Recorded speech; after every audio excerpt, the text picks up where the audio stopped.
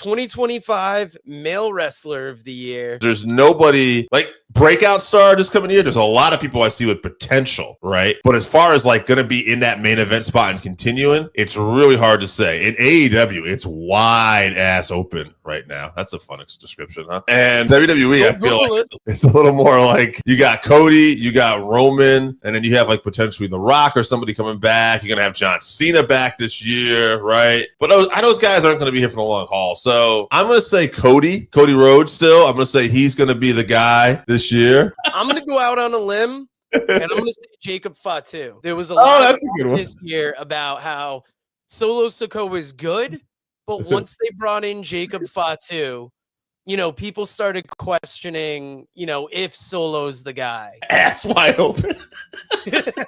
Please, if you haven't, hit that like button, hit that share button, hit that subscribe button, and check us over on Patreon, patreon.com/workingfanspodcast. Male Wrestler of the Year. I went Cody Rhodes again because Cody went in as champion, and you know he lost to that Mania, but then he came back, won it at SummerSlam, and as of to date, I can't see unless something shocking happens. You know, we're recording this December 12th, like. You know, day before Saturday's Minute. So his title's not on the line against Open Fame. So unless something shocking happens, Cody will be the man at least into the Royal Rumble. You know, AEW, you know, Hangman Page had a great run this year, but he lost the title as of, you know, we're getting rid of this. So really that's kind of what it came down to me was like, you know, Hangman Page and Cody. Seth Rollins had a decent run going there for a while, but he got injured and taken out. Thought about going Mike Santana because of his journey, but unfortunately, today ended up cutting that kind of short.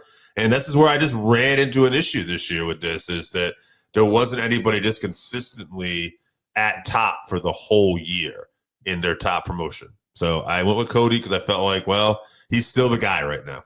Cody's not a bad pick. When I was trying to think of somebody for AEW, I should have thought of Hangman.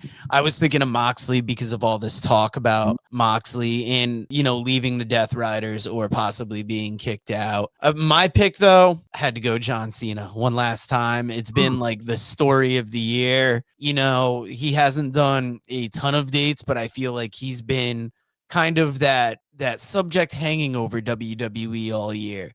Different points have been about that retirement.